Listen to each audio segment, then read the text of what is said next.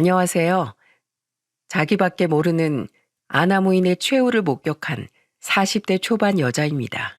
이제 곧 민족 대명절 추석이 다가오고 있죠. 모두들 미리 음식 재료 준비하랴, 부모님이나 감사한 분들에게 전할 선물 준비하랴, 정신이 없으실 거예요. 저희 가족 또한 마찬가지죠. 시댁 식구들을 포함한 저희 가족에게 가장 중요한 행사 중 하나가 추석 한 달에서 2주 전 사이에 하는 벌초입니다.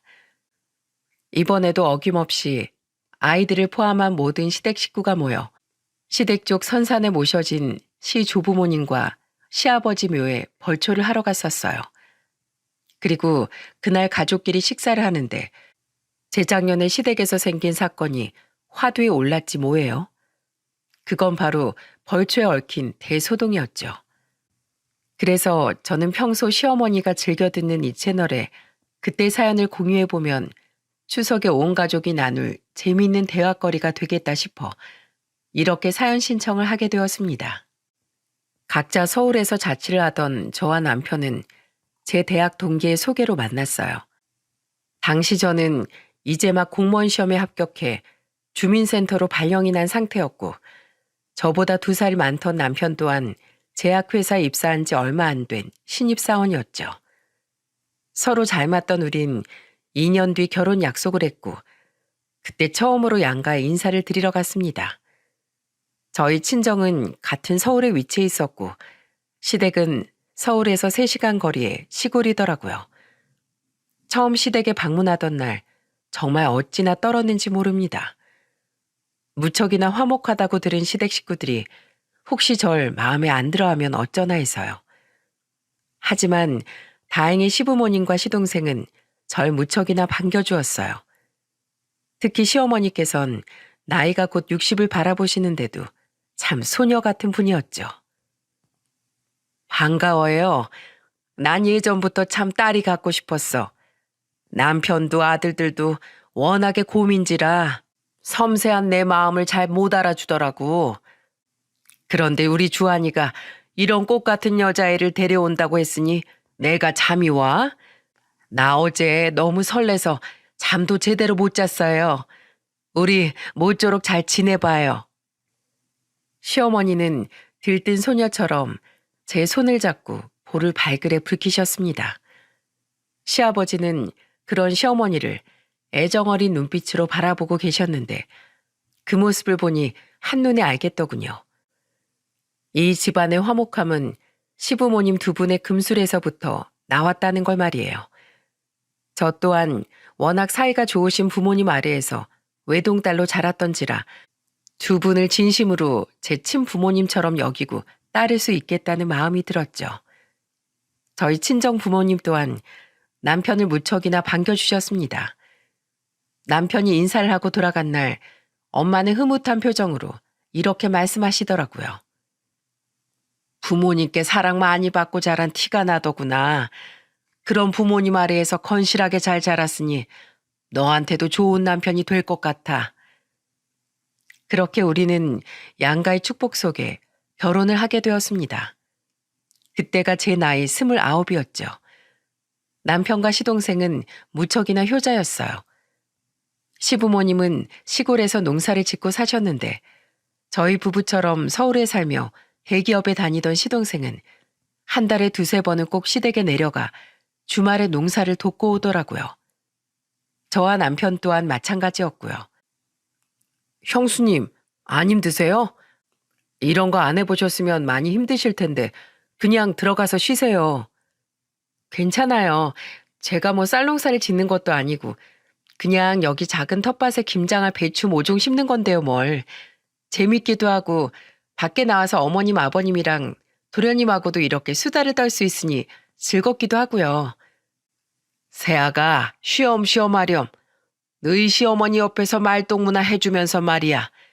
네 시어머니는 네가 내려온다고 하면 아침부터 아주 신이 나서 가만히 있질 못한다. 시댁 식구들과 함께 시간을 보내다 보면 시간 가는 줄 모르고 즐거웠어요. 저는 그렇게 스펀지에 물이 스며들듯 아주 자연스럽게 시댁 식구들 사이에 녹아들 수 있었습니다. 그리고 시동생이 결혼을 해서 사이 좋은 동서 또한 얼른 생겼으면 좋겠다는 혼자만의 바람을 마음속에 간직하고 있었죠. 하지만 제 바람은 결국 이루어지지 못했습니다. 제가 결혼한 후 2년 뒤 시동생 또한 결혼을 했었는데 동서는 시댁 식구들 안에서 굉장히 튀는 사람이었거든요. 시동생이 결혼하고 처음 맞는 명절날 저는 막 돌이 지난 아들을 품에 안고 있느라 음식을 하는데 많이 참여를 하지 못했어요. 그런데 그런 저를 보고 대뜸 동서가 자기가 입고 있던 앞치마를 벗으며 이러는 게 아니겠어요? 어머님, 저도 음식 안 할래요. 뭐? 지금 너희 시아버지의 네 아주버님의 남편까지 다 같이 음식을 하고 있는데 그게 무슨 소리야? 그럼 형님은 왜 안 해요? 형님이랑 저랑 뭐 차별하시는 거예요? 동서, 내가 안 하고 싶어서 안 하는 게 아니라 지금 아기 보느라 그랬잖아. 그래도 거기 나물들이랑 전 부칠 재료들 아침에 내가 미리 다 손질해 놓은 거야. 참 황당했어요. 시부모님 앞에서 저게 무슨 버릇없는 행동이란 말입니까?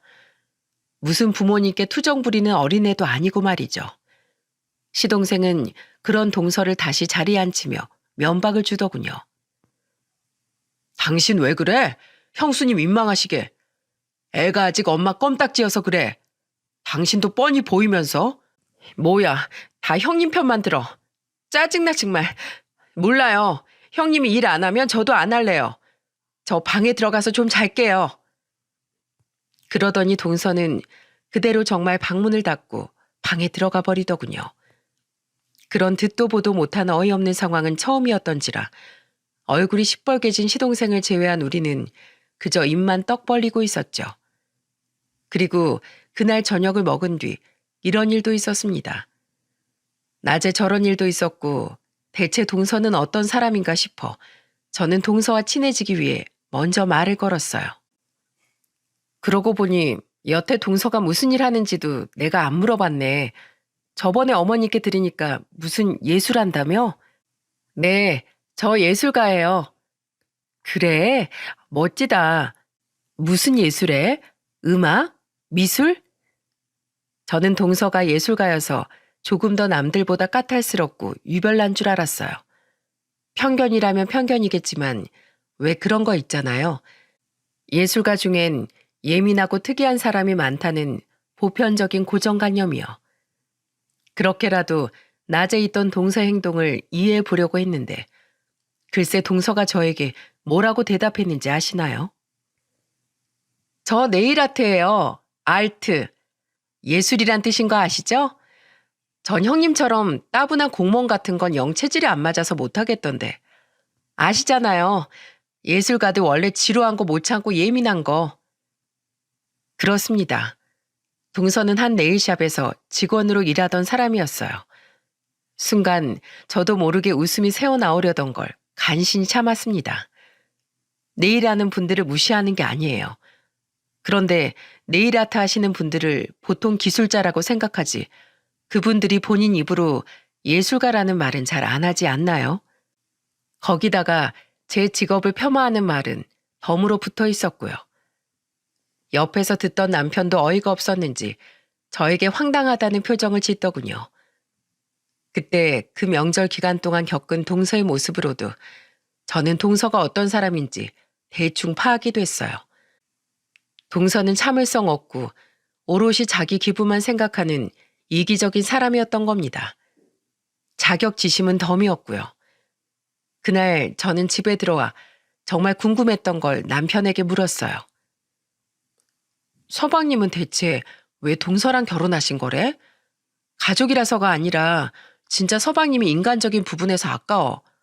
당신도 동서 행동하는 거 봤지? 서방님도 동서한테 화나신 표정이던데?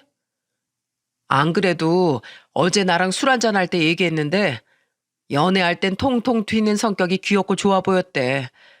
그런데 어른들한테까지 저렇게 개념 없게 굴 거라고는 생각도 못했었나 봐. 이미 결혼했으니 어쩌겠냐면서 앞으로 어르고 달래면서 잘 살아봐야지 이러더라고. 지 발등 지가 찍은 거지 뭐. 세상 부족할 거 없어 보이던 시동생에게 단 하나 모자랐던 건 바로 여자 보는 눈이었더군요. 저는 다시금 시댁에서 본 동서의 행동들을 떠올리며 이내 남편과 함께 한숨을 쉬었어요. 저는 아들을 낳은 바로 다음에 연년생인 딸을 낳았습니다. 그 이듬해엔 동서도 딸을 한 명 출산했고요. 시댁 분위기에 어울리지 않는 캐릭터인 동서의 등장은 우리에게 꽤나 큰 이슈였지만 그것도 시간이 흐르니 어느 정도 점차 적응이 되더군요. 그리고 그런 동서에게 적응해 갈 때쯤 시댁엔 검은 먹구름의 그림자가 드리워지고 말았습니다. 내가 혹시 세상을 떠나면 마음 여린 너희들 엄마는 혼자서 어떻게 살아가겠니? 난 오직 그거 하나만이 걱정이다. 바로 제가 결혼한 지 5년 만에 시아버지께서 지병으로 쓰러지신 거예요. 남편과 시동생은 그런 시아버지를 모시고 서울의 유명한 병원이란 병원은 다 돌아다녔죠. 하지만 2번의 수술과 장기간의 입원에도 시아버지의 병화는 차도가 보이지 않았습니다. 시아버지는 날이 갈수록 쇠약해지셨고 시골집에 홀로 남아 계셨던 시어머니는 매일같이 불안함을 감추지 못하셨죠. 그렇게 쓰러지신 지 1년 뒤 시아버지께서는 저와 남편 그리고 시동생과 동서 우리 넷 모두를 자신의 병실로 부르시더군요. 얘들아, 내가 이제 얼마 살지 못할 것 같구나. 그래서 말인데 내가 너희들에게 부탁이자 당부를 해둘 것이 있어서 이렇게 너희들 모두를 불렀다. 그렇습니다. 시아버지께선 자신에게 남은 시간이 얼마 없다는 걸 아시고 마지막 유언을 남기기 위해 우리를 부르신 거였어요. 동서는 말없이 자신의 손톱만 들여다보고 있었고 동서를 제외한 우리 셋은 참담한 마음으로 시아버지의 말씀을 기다렸죠. 우선 내가 너희들한테 얼마 안 되는 재산을 주려고 한다. 농사 짓던 땅은 이미 다 처분해서 너희들 엄마 앞으로 남겼어. 나 없이도 너희들 엄마는 잘 살아가야 할 것 아니니? 그리고 남은 돈 2억은 너희 둘에게 똑같이 1억씩 남겨주마.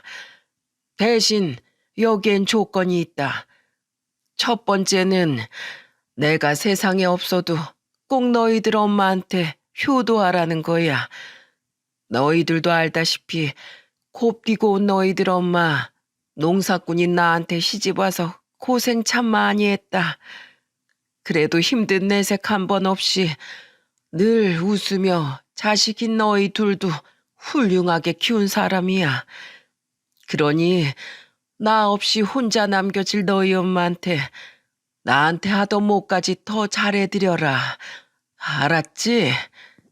그리고 2번째는 형제 사이에 의상하지 않도록 언제까지고 우애 좋게 지내라는 거다. 너희 2 며느리도 마찬가지야. 절대 싸우지 말고 서운한 거 있어도 대화로 풀고 형제들끼리 싸우는 것만큼 볼썽 사나운 짓거리도 없다. 너희가 싸우면 그것만큼 너희들 엄마 가슴에 대못을 박는 일도 없을 거야. 마지막 3번째는 꼭 집안 행사인 참석하거라. 서울에서 내 집까지 차로 3시간이나 걸리는 거리지만 그래도 그 핑계로 서로 얼굴을 보고 살아야 사이가 더 돈독해지는 거야. 그래야 시골에 혼자 있는 너희들 엄마도 덜 쓸쓸하고 외로워하지. 항상 둘이 있던 그 집에서 너희 둘 엄마가 혼자 남아있으면 얼마나 두렵고 우울하겠니. 너희들 엄마랑 떨어져서 이곳에 혼자 누워있는 나도 이렇게 무섭고 쓸쓸한데. 그러니까 명절, 제사, 너희들 엄마 생일, 마지막으로 벌초까지 잘 챙기고 니들 엄마에게 얼굴 꼬박꼬박 비춰야 돼. 특히 내 무덤뿐만 아니라 너희 할아버지 할머니 무덤 벌초도 성실하게 해야 한다. 조상님 묘를 살피는 일은 아주 중요한 거야. 선산에 있는 다른 조상님들 묘도 한 번씩 살피고 주안이, 주영이, 그리고 큰며느리, 둘째 며느리까지 모두 알았지? 네, 아버지. 네, 아버님. 남편과 시동생은 무거운 표정으로 대답을 했고 저는 눈시울을 붉히며 고개를 끄덕였죠. 유산을 남겨주신다는 명목으로 조건이란 이유를 갖다 붙이셨지만 시아버지 말씀은 결국 전부 다 시어머니를 걱정하는 내용들 뿐이라는 걸 절실히 느낄 수 있었으니까요. 그런데 그 와중에도 동서는 꿋꿋하게 자신만의 길을 가더군요. 동서는 시아버지에게 입을 삐죽이며 이렇게 구시렁대더라고요. 유산 주시려면 그냥 기분 좋게 좀 주시지. 조건이 붙긴 왜 붙어요? 남은 우리가 어련히 알아서 잘 하려고요. 여보, 그냥 말이 그렇다고 말이. 저도 아버님 말씀 잘 지킬게요, 아버님. 시아버지는 그런 동서를 보며 한숨을 푹 쉬셨고 시동생은 병실에서 나갈 때까지 동서를 노려보고 있더군요. 그날 이후 시아버지는 하루가 다르게 쇠약해져 갔습니다. 유언을 남기신 그날이 시아버지께서 힘을 내실 수 있었던 마지막 날이었던 거예요. 시골에 계시던 시어머니는 시아버지의 마지막을 함께하기 위해 한동안 저희 집에 올라와 계셨고 시아버지는 시어머니가 지켜보는 가운데 유언을 남긴 지 20일째 되던 날 아침 결국 조용히 숨을 거두셨어요. 장례식장은 눈물바다도 그런 눈물바다가 없었습니다. 저는 남편과 시동생이 그렇게 우애라는 모습을 처음 봤어요. 시어머니는 밥도 안 드시고 울기만 하다 실신을 3번이나 하셨죠. 전 장례를 치르는 내내 어린 아들과 딸을 친정 부모님께 맡기고 시어머니를 챙겼습니다. 동서 또한 딸을 자신의 친정 엄마에게 맡겼는데 그건 시어머니를 챙기고 조문객들을 잘 맞이하기 위해서가 아니더군요. 아, 허리도 아프고 졸리고. 여보, 나 너무 힘들어. 나 근처 모텔에서 좀 쉬다 올게. 오랜만에 우리 딸도 엄마한테 맡겼으니까 이참에 좀 푹 쉬어야겠어. 저는 제 두 귀를 의심했습니다. 시동생은 질린 표정을 짓더니 얼른 가라며 동서에게 휘휘 손짓을 하더라고요.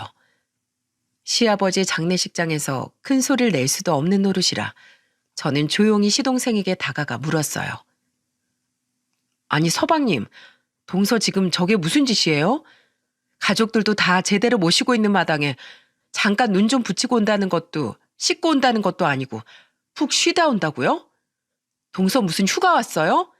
서방님은 그걸 왜 그냥 보내줘요? 그냥 두세요, 형수님. 어제부터 하루 종일 징징거리는데 귀에 아주 딱지가 앉을 것 같아요. 아버지 장례식에서까지 저 사람이랑 언쟁하기도 싫고 저 그럴 기운도 없네요. 차라리 눈앞에 없는 게 제 속이 편할 것 같아서 그래요. 시동생은 하도 울어 퉁퉁 부은 눈으로 지친 듯이 말하더군요. 그런 시동생의 얼굴을 보니 얼마나 학을 뗐으면 저러나 싶어 저는 한숨을 쉬며 고개를 끄덕였네요.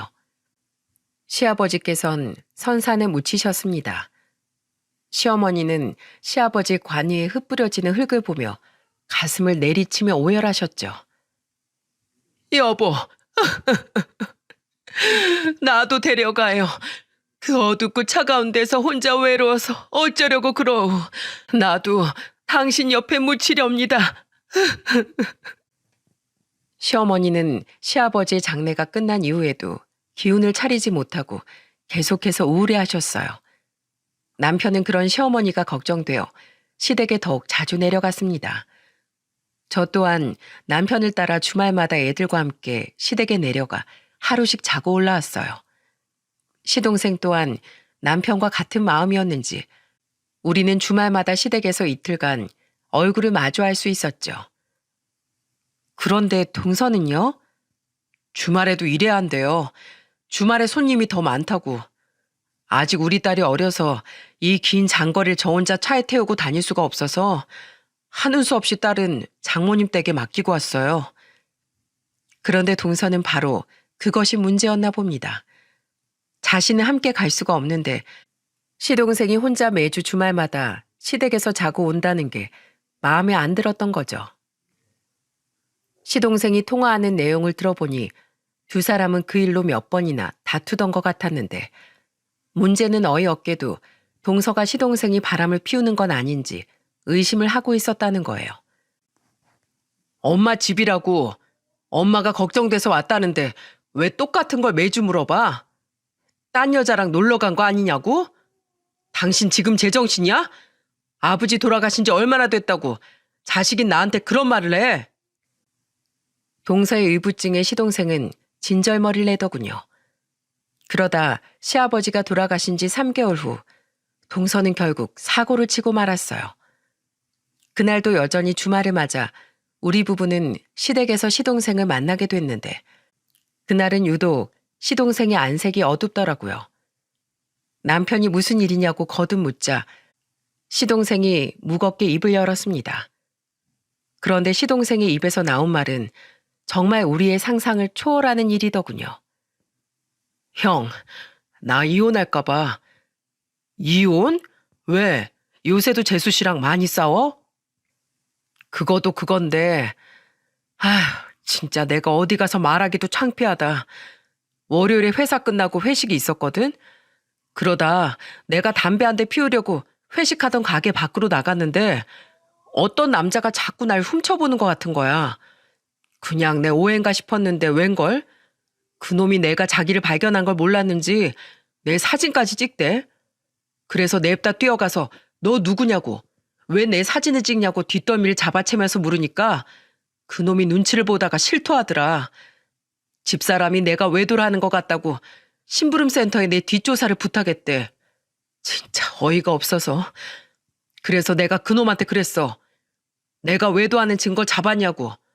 당연히 못 잡았겠지. 그런 적이 없으니까. 내가 그놈한테 당신이 조사한 내용 있는 그대로 집사람한테 알려주면서 이 말도 전달하라고 했어. 유나 엄마 당신이 아무런 증거도 못 잡았을 땐 이혼할 각오하라고.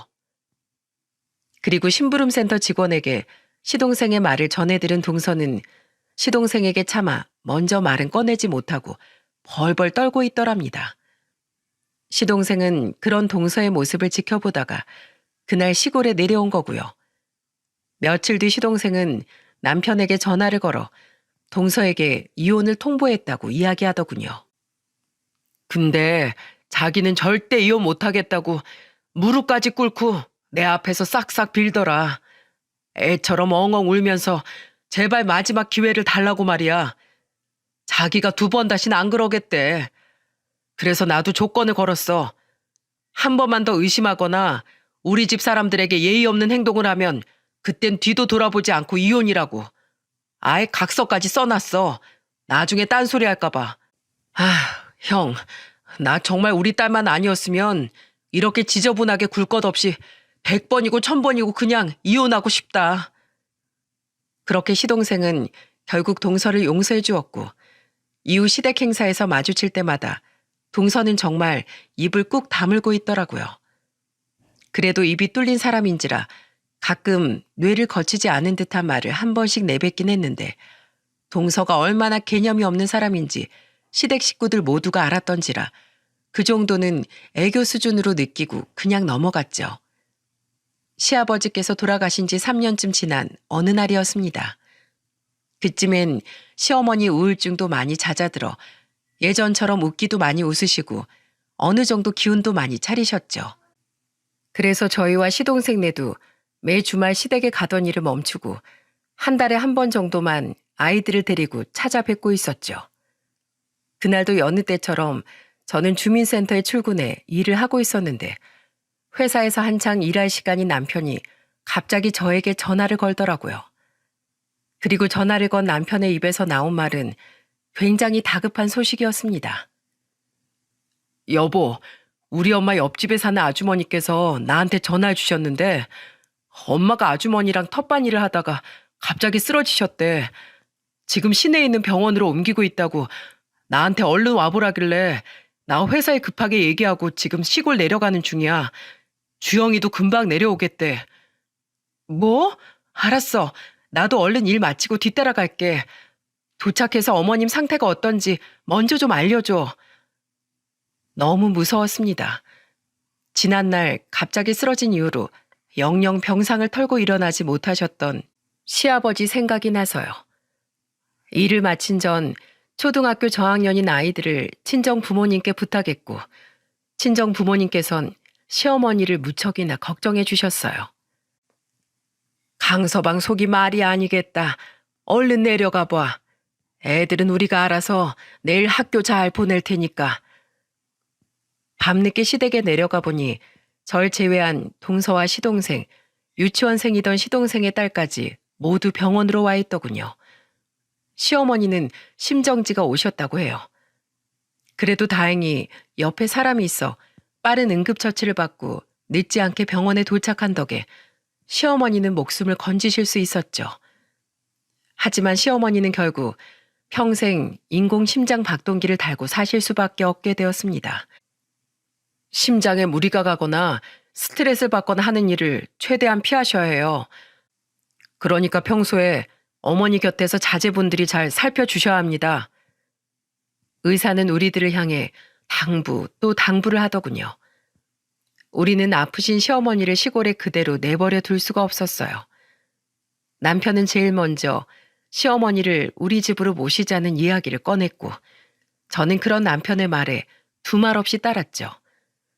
남편이 굳이 말을 하지 않았어도 제가 먼저 그 이야기를 꺼냈을 테니까요. 하지만 시어머니는 저희 집에 온 지 5개월 만에 다시 시골로 내려가셨습니다. 어머님, 거기 혼자 계시다가 또 무슨 일 생기면 어쩌려고 그러세요? 그러지 말고 저희 집에서 저희랑 저희 애들이랑 같이 사세요. 네? 애들도 어머님 오시니까 얼마나 좋아했는데요. 아니다, 됐다. 오히려 생판 모르는 서울에 있으니 내 마음대로 돌아다닐 수가 없어서 너무 갑갑해. 평생 살아온 내 집으로 돌아가고 싶다. 그곳이 마음이 편해. 내가 이렇게 부탁한다. 저와 남편은 그런 시어머니를 끝까지 말렸지만 시어머니께서 저렇게 말씀하시니 더는 말릴 수가 없었어요. 대신 남편과 저 그리고 시동생은 이전보다 더 자주 시어머니를 뵈러 시골로 내려갔죠. 그렇게 시어머니께서 도로 시골로 내려가신 지 몇 개월 뒤 저와 남편은 추석 한 달 전쯤 벌초를 하기 위해 시골로 향했습니다. 친정 부모님께서 아이들을 동물원에 데리고 갔다 오시겠다기에 아이들은 친정으로 보냈었고요. 한창 차를 달리던 중 시동생에게 전화가 와서 받아보니 시동생과 동서는 이미 도착을 했다고 하더군요. 조카는 친구 집에 놀러 갔다고 때를 쓰는 통에 그 친구의 부모님께 조카를 부탁하고 왔다면서 말이죠. 형, 나 좀 이따 마을 이장님께 다녀올게. 매번 혼자 계신 엄마를 들여다봐 주시는 게 감사해서 내가 작은 한과 세트 하나 사왔거든.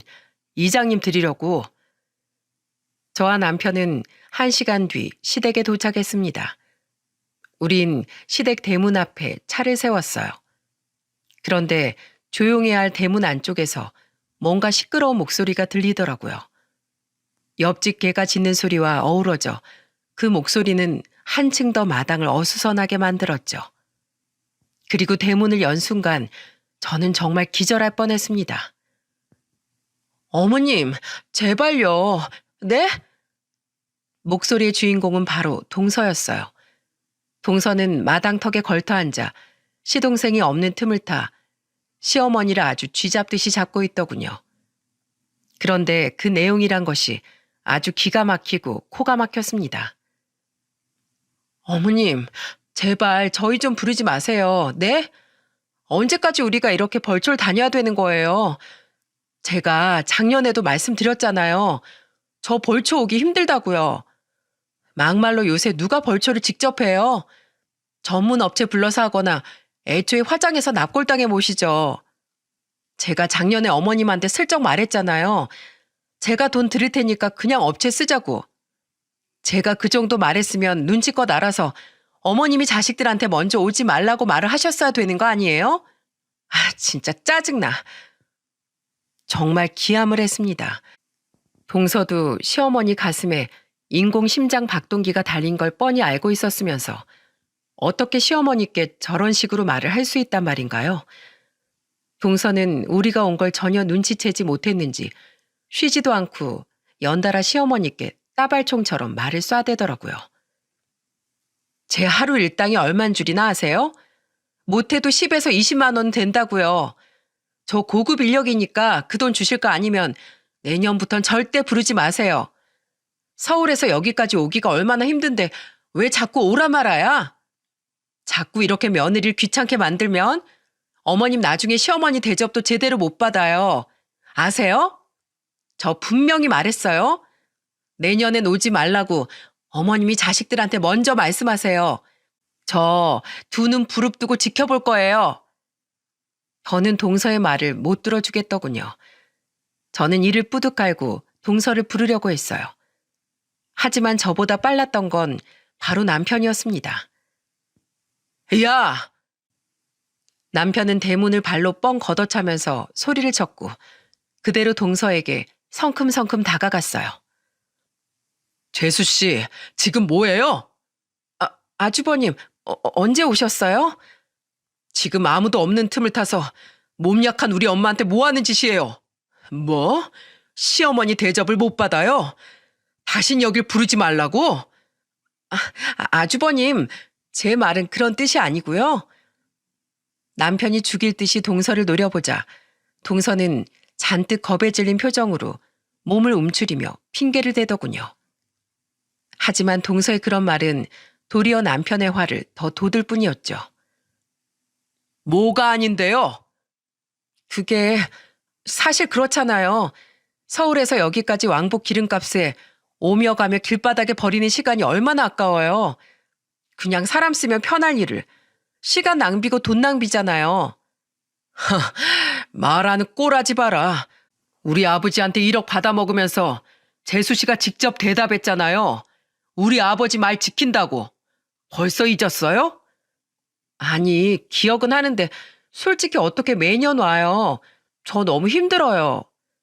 그럼 오지 마요. 누가 오라고 멱살 잡고 끌어옵디까? 주영이만 내려보내면 되지. 싫은데 뭐하러 꾸역꾸역 이렇게 따라와서 엄한 우리 엄마한테 새까만 혓바닥을 놀리냐고요? 안 온다고 했다가 또 남편 이혼하자고 할까봐 그러죠. 그러니까 제가 어머님한테 남편도 오지 말라고 하라고 이렇게 부탁하는 거 아니에요. 와, 동서의 뻔뻔함은 정말 하늘을 찌르더군요. 남편은 열이 받아 얼굴이 시뻘개진 채로 윽박질렀습니다. 이거 진짜 개념 없는 여자네. 재수씨 귀엔 재수씨가 하던 말이 부탁으로 들립디까? 그럼 이비인후 가든 정신병원이든 한번 가보시오.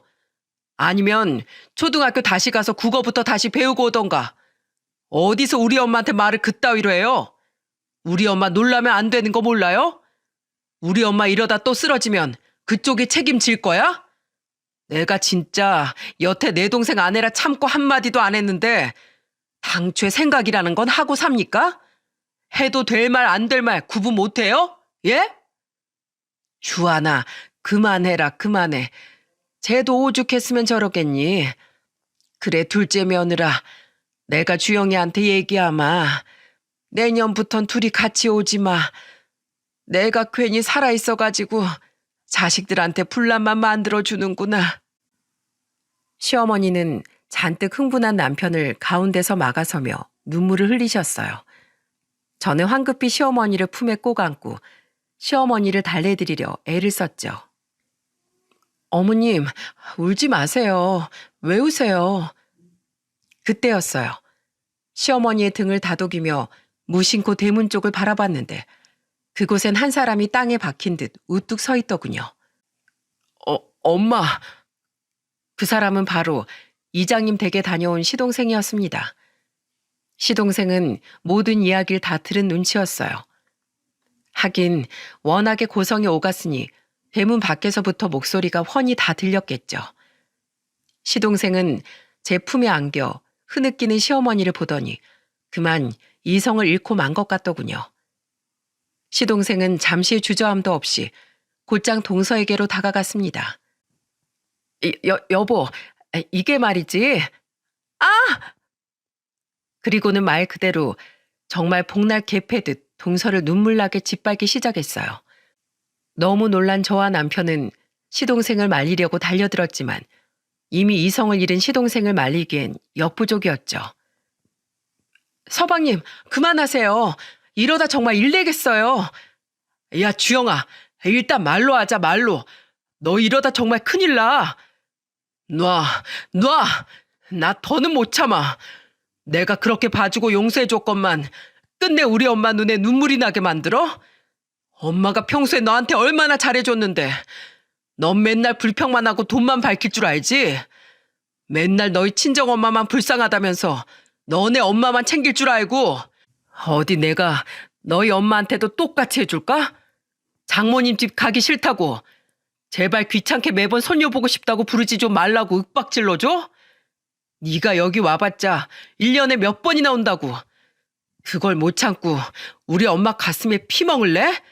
네가 인간이야? 나 너랑 도저히 더는 못 살겠다. 이러다가 형제 사이도 무너지고 엄마 가슴에 대목만 더 받게 생겼어. 너 내가 분명 경고했지? 한 번만 더 이런 일 있으면 이혼이라고. 여기서 당장 나가. 여보, 내가 미안해. 잘못했어. 닥쳐! 시동생은 동서를 거의 끌고 가다시피 하며 대문 밖으로 쫓겨낸 후 대문을 잠가버렸습니다. 동서는 계속해서 대문을 쾅쾅 두드렸지만 시동생은 꺼지라는 말만 거듭 외치더군요. 그리고는 동서가 밖에서 뭐라고 소리치든 말든 아랑곳하지 않고 시동생은 시어머니 앞에 털썩 무릎을 꿇었어요. 엄마, 저런 여자를 며느리라고 데려와서 죄송합니다. 제가 사람 보는 눈이 너무 없어서 엄마한테 상처만 드렸어요. 아이고, 얘가 왜 이래? 얼른 일어나라. 무릎 아파. 시어머니는 눈가에 눈물이 그렁그렁 맺힌 채 시동생을 일으키셨어요. 그리고는 한숨을 쉬시며 이렇게 말씀하셨죠. 그래, 요즘은 다들 돈 주고 사람 써서 벌초하더라. 내년부턴 그냥 사람 써서 할 테니 너희들 그냥 내려오지 마. 애들 키우랴 일하랴 너희들 너무 바쁜데 주말에 너희도 쉬어야지. 이 엄마랑은 그냥 추석 때 보면 되니까 그렇게 하자. 내가 괜히 너희 얼굴 한 번 더 보고 싶은 마음에 욕심을 부렸어. 엄마가 미안하다. 엄마, 그게 무슨 말씀이세요? 아버지 마지막 말씀 우리가 말해드렸잖아요. 이럴 때 가족들끼리 얼굴 한 번 더 보는 거죠. 제가 잘못했어요. 제가 여자를 잘못 데려와서 집안을 쑥대밭을 만든 거예요. 시동생과 시어머니는 계속해서 눈물을 흘렸습니다. 남편은 옆에서 가슴을 퍽퍽 치며 답답한 마음을 감추지 못했고 저는 시어머니의 손을 만지작거리며 시어머니를 따라 흐느꼈죠. 시어머니의 눈물이 너무 가슴 아파서 말이에요. 이후 시동생은 벌초가 끝나고 서울에 올라가자마자 변호사를 선임해 동서에게 이혼 소송을 걸었습니다. 동서는 집에서 나가지도 않고 끝까지 이혼을 안 하겠다며 발악을 했지만 어린애처럼 때를 쓴다고 해결될 일은 아니었죠. 이혼 소송 기간은 생각보다 길어졌어요. 아무래도 두 사람 사이엔 조카가 있었으니까요. 시동생은 동서 같은 여자에겐 절대로 애를 못 보낸다는 입장이었고 동서는 애를 빌미로 시동생이 쉽게 이혼을 못하도록 시간을 질질 끌더라고요. 하지만 이혼을 하겠다는 시동생의 입장이 확고하다는 걸 깨달은 동서는 그때부터 추악한 본색을 드러내기 시작했습니다. 시댁에 있을 때 동서가 시동생에게 전화를 걸어 내건 조건이라는 걸 옆에서 함께 들은 저와 남편은 기가 막힌 나머지 혀를 내둘렀죠. 좋아, 유나 당신이 데려가. 당신한테 양육권, 친권 전부 다 줄게. 대신 그동안 내가 유나 낳아주고 키워준 값 그거 일시불로 줘. 내 청춘 다 바친 대가 말이야. 나 아직 젊은데 새 인생 살아야지. 그러려면 돈이 필요하지 않겠어? 그 돈 준다고 약속하면 2번 다시 얘 앞에 나타나지도 않을게. 싫으면 계속 이대로 지저분하게 나랑 싸워보던가. 난 아쉬운 거 없어. 이혼 판정이 날 때까지 계속 이 집에서 버티면 되는 거고, 이혼 불가 판정 나면 아싸 땡큐 하고 이 집에서 계속 눌러붙어 살면 그만이야. 동서는 자신이 굉장히 유리한 입장에 서 있다고 생각하는 것 같았지만 세상이 그렇게 만만한가요? 천만의 말씀, 만만의 콩떡이죠. 시동생은 그동안 자신의 딸과 배우자에 대한 의리를 지키려 동서를 참아줬다 뿐이지 절대로 호구가 아니었거든요. 시동생은 동서의 모든 말을 전부 녹음하고 있었습니다. 시동생은 동서의 말이 녹음된 음성 파일과 몇 년 전 동서가 시동생에게 사람을 붙여 뒷조사를 했던 증거자료, 의부증과 가정에 소홀했던 모든 증거를 법원에 제출했어요. 그리고 결국 법원은 시동생의 손을 들어주었죠. 이게 뭐야 진짜. 그리고 더 웃긴 건 오히려 동서가 시동생에게 돈을 토해내게 되었다는 거였습니다. 법원을 빠져나오며 동서는 잔뜩 울상이 된 표정을 숨기지 못했어요.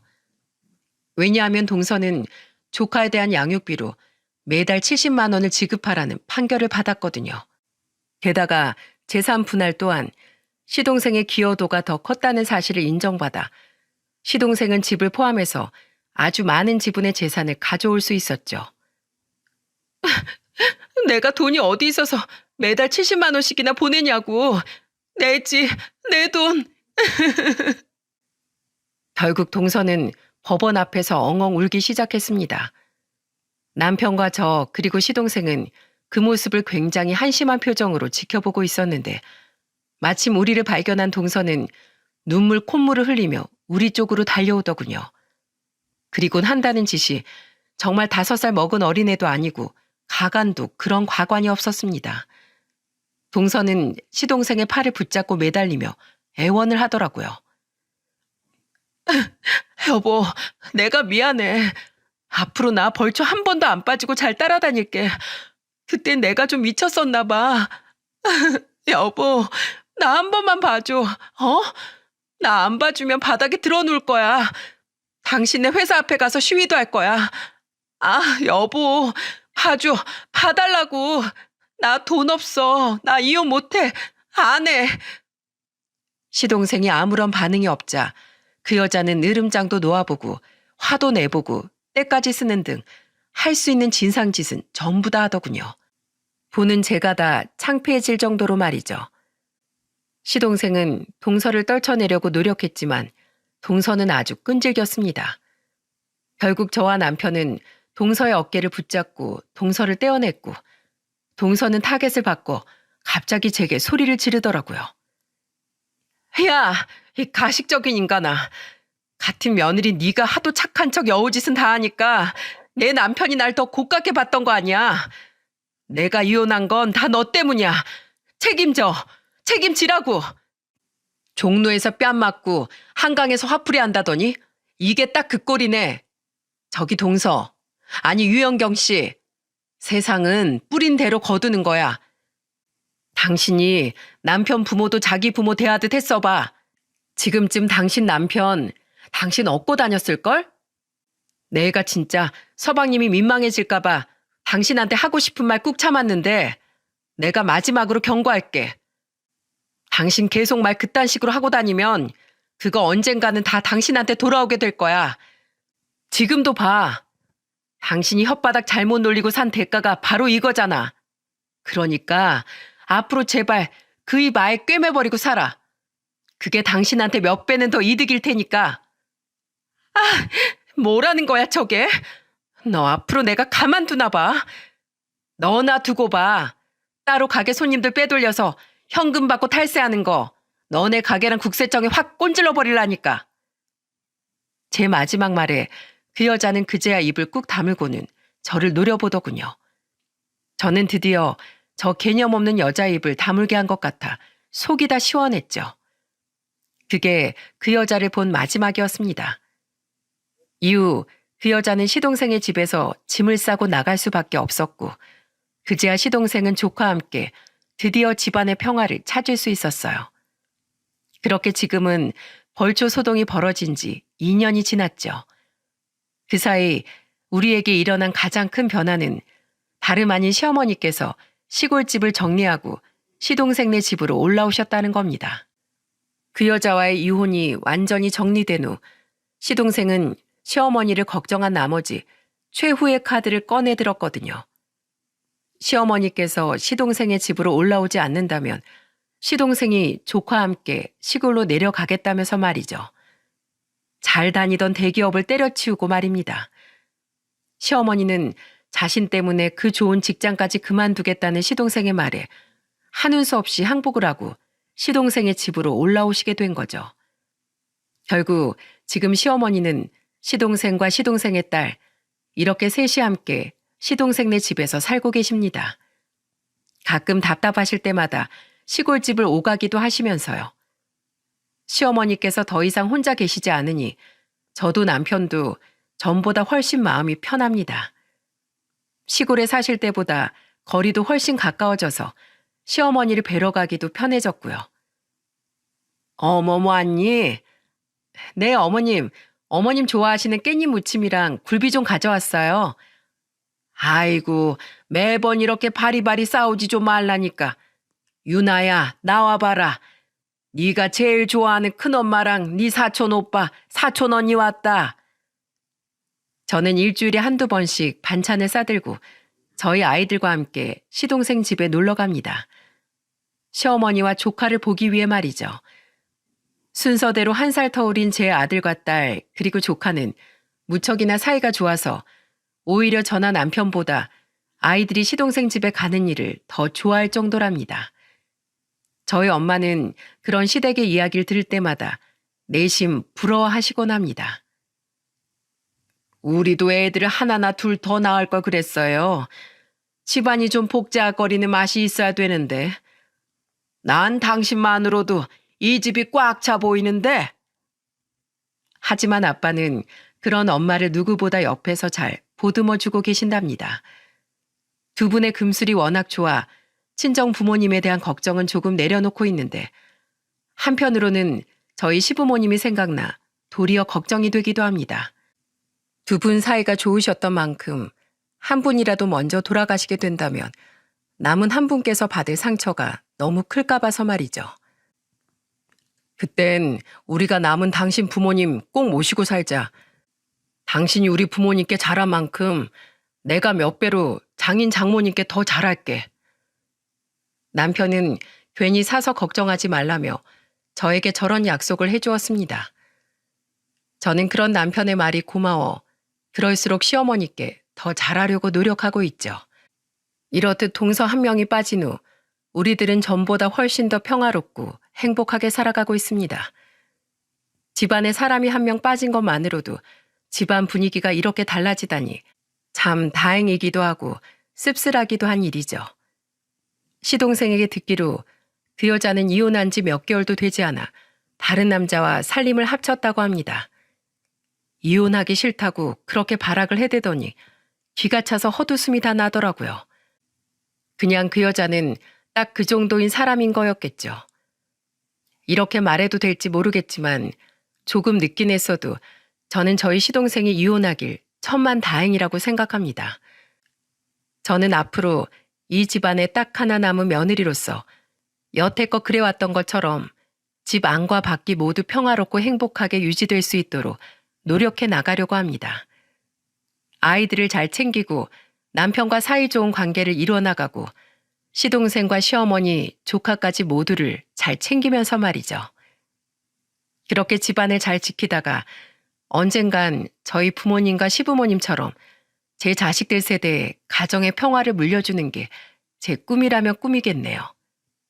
여러분, 앞으로 마음고생 많았던 저희 시동생의 앞날에 쭉 행복만 있기를, 그리고 저희 시어머니께서 오래도록 건강하기를 빌고 응원해 주세요. 저와 저희 가족은 이 사연을 함께 들어주신 모든 분들의 행복과 건강을 빌어드릴게요. 그럼 모두 사랑하는 가족과 즐거운 시간, 즐거운 명절 보내시길 바라며 이만 사연을 마치겠습니다. 감사합니다.